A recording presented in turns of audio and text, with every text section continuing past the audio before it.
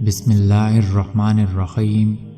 السلام علیکم ناظرین، آج جو واقعہ ہم آپ کی خدمت میں لائے ہیں بہت ہی عبرت حاصل کرنے والا واقعہ ہے، اور یہ واقعہ حضرت حسن بصری رحمۃ اللہ علیہ کے دور کا ہے۔ آپ کی ایک شاگردہ جو باقاعدہ آپ کا درس سننے کے لیے آیا کرتی تھی، نہایت عبادت گزار خاتون تھی، باقاعدہ درس سنتی اور نیکی پر زندگی گزارتی تھی۔ اس بیچاری کا خاوند اس کی جوانی میں ہی چل بسا۔ اس نے دل میں سوچا کہ ایک بیٹا ہے، اگر میں دوسرا نکاح کر لوں گی تو مجھے دوسرا خاوند تو مل جائے گا، مگر بچے کی زندگی برباد ہو جائے گی، پتہ نہیں وہ اس کے ساتھ کیا سلوک کرے گا۔ اب وہ جوان ہونے کے قریب ہے، یہی میرا سہارا صحیح۔ لہٰذا یہ سوچ کر ماں نے جذبات کی قربانی دے دی۔ ایسی عورت کے لیے حدیث میں آیا ہے کہ جس عورت کے خاوند کے انتقال کے بعد وہ اگلی شادی نہ کرے اور بچوں کی تربیت و حفاظت کے لیے اسی طرح زندگی گزارے تو باقی پوری زندگی اس کو غازی بن کر زندگی گزارنے کا ثواب دیا جائے گا، کیونکہ وہ اپنے نفس کے خلاف جہاد کر رہی ہے۔ وہ ماں گھر میں بچے کا پورا خیال رکھتی، لیکن جب وہ بچہ گھر سے باہر جاتا تو اس سے نگرانی نہ ہو پاتی۔ جب وہ بچہ بڑا ہوا تو اس کے پاس مال کی کمی تھی، نہ شکل و صورت کی، چنانچہ وہ بری صحبت میں گرفتار ہو گیا، شباب اور شراب کے کاموں میں مصروف ہو گیا۔ ماں برابر سمجھاتی رہی لیکن بچے پر کوئی اثر نہ ہوا۔ وہ اس کو حضرت حسن بصری رحمۃ اللہ علیہ کے پاس لے کر جاتی۔ حضرت حسن بصری رحمۃ اللہ علیہ بھی اس کو کئی گھنٹے سمجھاتے، لیکن اس کا نیکی کی طرف دھیان ہی نہیں تھا۔ کبھی کبھی ماں سے ملنے آتا، ماں پھر سمجھاتی اور اس کو حضرت حسن بصری رحمۃ اللہ علیہ کے پاس لے کر جاتی۔ حسن بصری بھی سمجھاتے، دعائیں بھی کرتے، مگر اس کے کانوں پر جوں نہ رینگتی، حتیٰ کہ حضرت حسن بصری رحمۃ اللہ علیہ کے دل میں یہ بات آئی کہ شاید اب اس کا دل پتھر بن گیا ہے اور اس پر مہر لگ گئی ہے۔ ماں تو بہرحال ماں ہوتی ہے، دنیا میں ماں ہی تو ہے جو اچھوں سے بھی پیار کرتی ہے اور بروں سے بھی۔ اس کی نظر میں تو اس کے بچے بچے ہی ہوتے ہیں، اور اس کے دل میں اللہ نے محبت رکھی ہے۔ چنانچہ ماں پھر بھی اس کے لیے کھانا بناتی اور اسے پیار سے سمجھاتی کہ میرے بیٹے نیک بن جا اور زندگی اچھی کر لے۔ اب دیکھیے اللہ کی شان کہ کئی سال برے کاموں میں لگ کر اس نے صحت بھی تباہ کر لی اور دولت بھی۔ اس کے جسم میں کئی بیماریاں پیدا ہو گئیں، ڈاکٹروں نے بیماری بھی لا علاج بتائی۔ اب اٹھنے بیٹھنے کی طاقت بھی نہیں رہی اور بستر پر پڑ گیا اور اتنا کمزور ہو گیا کہ اب اس کو آخرت کا سفر سامنے نظر آنے لگا۔ ماں پھر پاس بیٹھی ہوئی محبت سے سمجھا رہی ہے کہ میرے بیٹے، اب تو نے جو زندگی کا حشر کر لیا تو کر لیا، اب بھی وقت ہے، معافی مانگ لے، توبہ کر لے، اللہ گناہوں کو معاف کرنے والا ہے۔ جب ماں نے پیار و محبت سے سمجھایا تو اس کے دل میں کچھ اثر ہوا۔ کہنے لگا کہ ماں میں کیسے توبہ کروں، میں نے بہت بڑے گناہ کیے ہیں۔ ماں نے کہا کہ بیٹا حضرت حسن بصری رحمۃ اللہ علیہ سے پوچھ لیتے ہیں۔ اس نے کہا، امی مجھ سے چل کر نہیں جا سکتا اور آپ مجھے اٹھا کر نہیں لے جا سکتی، تو میں کیسے ان تک پہنچوں؟ امی آپ ایسا کریں کہ آپ خود ہی حسن بصری رحمۃ اللہ علیہ کے پاس جائیں اور حضرت کو بلا کر لائیں۔ ماں نے کہا ٹھیک ہے بیٹا، میں حضرت کے پاس چلی جاتی ہوں۔ بچے نے کہا کہ امی اگر آپ کے آنے تک میں دنیا سے رخصت ہو جاؤں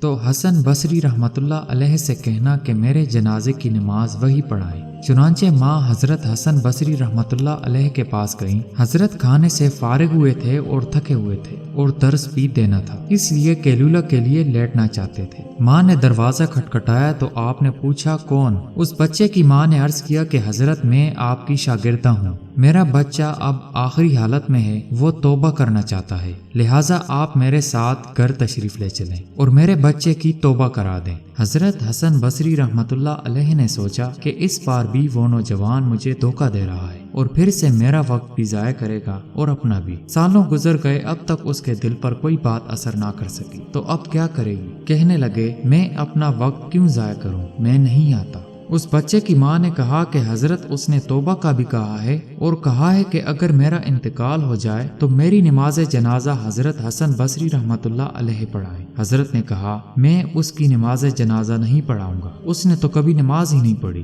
اب وہ شاگردہ بھی مغموم دل سے چپ کر کے اٹھی۔ ایک طرف بیٹا اور دوسری طرف حضرت حسن بصری رحمۃ اللہ علیہ کا انکار، اس کا غم دگنا ہو گیا۔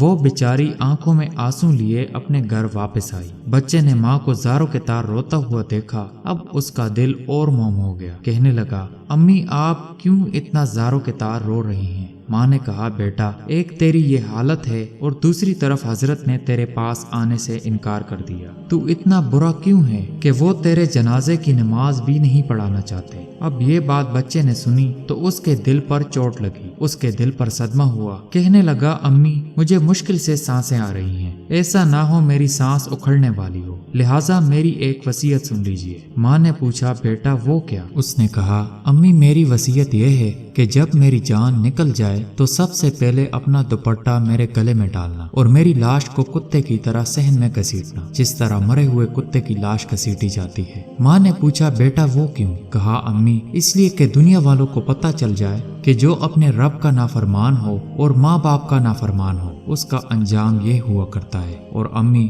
مجھے قبرستان میں دفن نہ کرنا۔ ماں نے کہا، بیٹے تجھے قبرستان میں دفن کیوں نہ کروں؟ اس نے کہا، امی مجھے اسی صحن میں دفن کر دینا، ایسا نہ ہو کہ میرے گناہوں کی وجہ سے قبرستان کے مردوں کو تکلیف پہنچے۔ جس وقت نوجوان نے ٹوٹے دل سے عاجزی کی یہ بات کہی تو پروردگار کو اس کی یہ بات اچھی لگی، روح قبض ہو گئی۔ ابھی روح نکلی ہی تھی اور ماں اس کی آنکھیں بند کر رہی تھی کہ باہر سے دروازہ کھٹکھٹایا جاتا ہے۔ عورت نے اندر سے پوچھا کہ کون ہے جس نے دروازہ کھٹکھٹایا؟ جواب آیا کہ میں حسن بصری ہوں۔ کہا کہ حضرت آپ کیسے؟ آپ نے فرمایا، جب میں نے تمہیں جواب دے دیا اس کے بعد میں کیلولہ کے لیے لیٹ گیا اور سو گیا۔ خواب میں اللہ رب العزت کا دیدار نصیب ہوا۔ پروردگار نے فرمایا کہ حسن بصری تو میرا کیسا ولی ہے کہ تو میرے ایک ولی کا جنازہ پڑھنے سے انکار کرتا ہے؟ میں سمجھ گیا کہ اللہ نے تیرے بیٹے کی توبہ قبول کر لی ہے، تیرے بچے کی جنازہ پڑھنے کے لیے حسن بصری حاضر ہے۔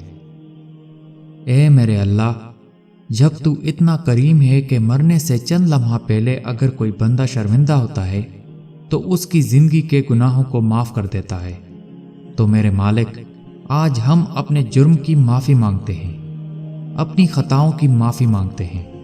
میرے مالک ہم مجرم ہیں، ہم اپنے گناہوں کا اعتراف کرتے ہیں۔ اے اللہ ہم جھوٹ نہیں بول سکتے، ہماری حقیقت تیرے سامنے کھلی ہوئی ہے۔ میرے مولا ہمارے گناہوں کو معاف فرما، ہم سے تو دھوپ کی گرمی برداشت نہیں ہوتی، اے اللہ جہنم کی گرمی کہاں سے برداشت ہوگی؟ اے پروردگار عالم ہماری توبہ قبول کر لے اور باقی زندگی جذبہ ایمانی کے ساتھ اپنے دین پر چلنے کی توفیق عطا فرما، آمین ثم آمین۔ ویڈیو پسند آنے کی صورت میں اسے لائک کریں، ہمارے چینل کو سبسکرائب کریں، اپنے گرد و نواح اور رشتہ داروں کا خاص خیال رکھیں۔ اللہ تعالی ہم سب کا حامی و ناصر ہو۔ اللہ حافظ۔